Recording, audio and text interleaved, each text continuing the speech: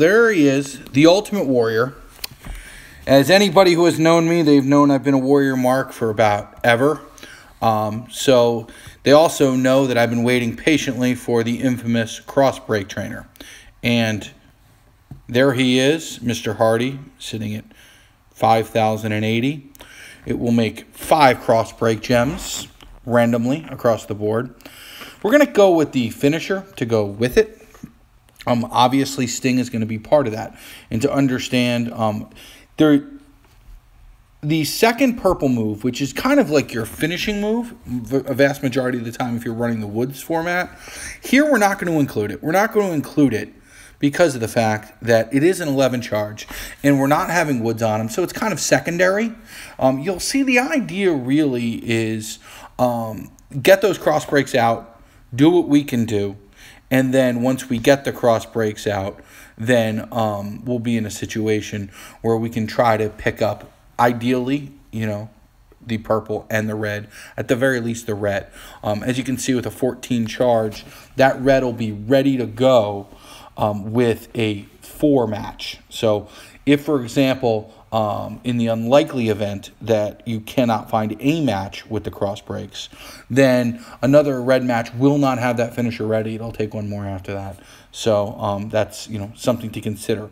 Again, assuming you get that red. Now, as we customarily do, we are going to go to Versus. Versus is a decent gauge to give us an idea. So let's take a look.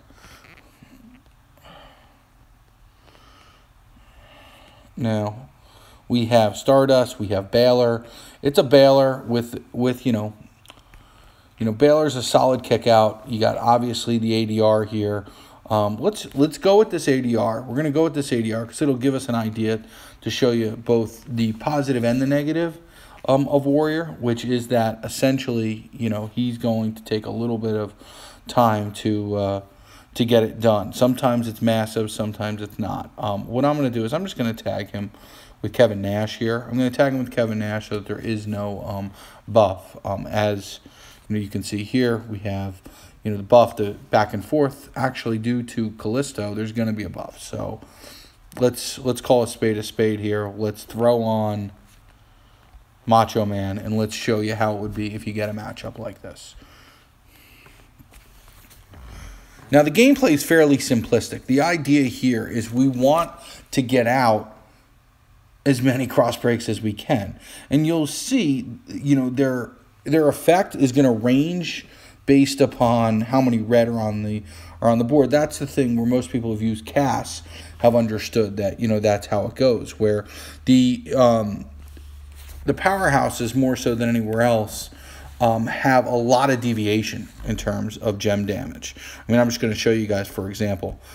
It's only 973 with the black, whereas that red, it's up to 2747. So that black is 973 with a 25% buff. And, oh, by the way, he's maxed. So the board really is, for all powerhouses, fairly board dependent. Unfortunately, here we don't have a red match, and that's why I wanted to fight this ADR without a trainer, because what it does is it at least lets us stay in the game here to kind of see how he plays out. As usual, the computer has, the gems from heaven, as I like to call it, and nothing really to work with there.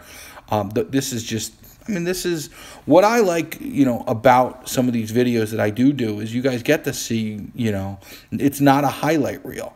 This is real. This is a real match. We're probably going to lose here based upon the fact that I just can't bother to get, a second purple match or the red. And we're covered with all those black gems. As you saw, that was not one of the better things here. So he's going to get us on his little choose.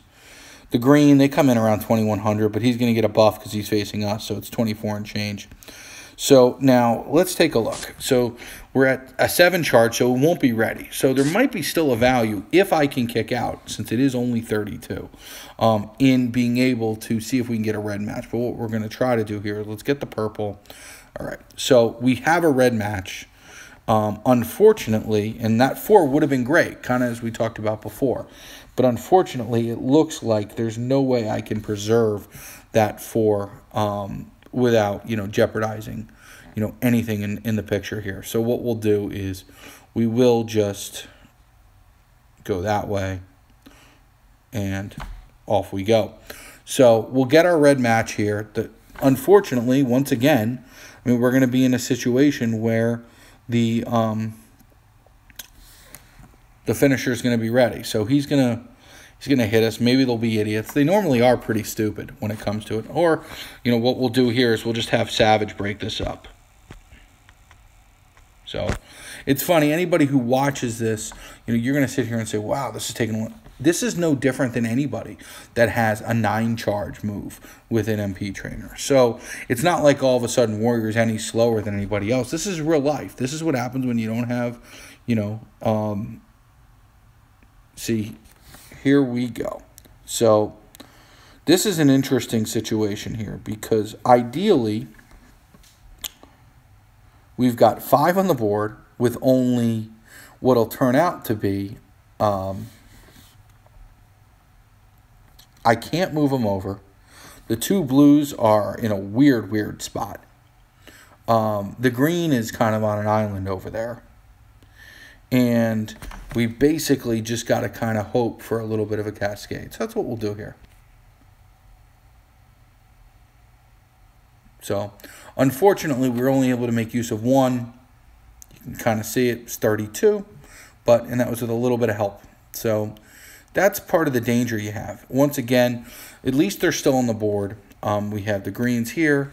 What we'll do is we're going to go make this green in play. And I'll tell you guys, once I was testing, and I tested the Warrior quite a bit during this period of time in terms of how often we got both, you know, a break.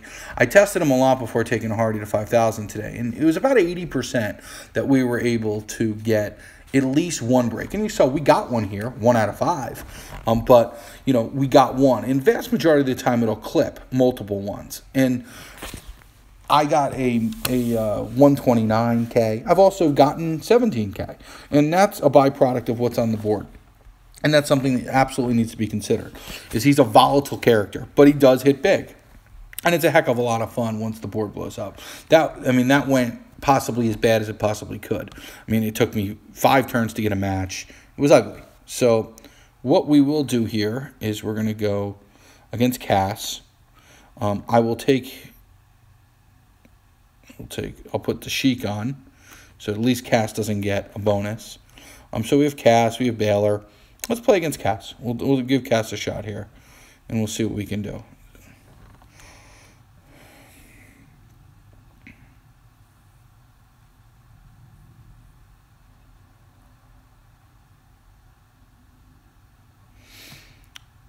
Yeah, this isn't all about roster, you know, highlight shows. This is about kind of showing the Warrior how he plays straight.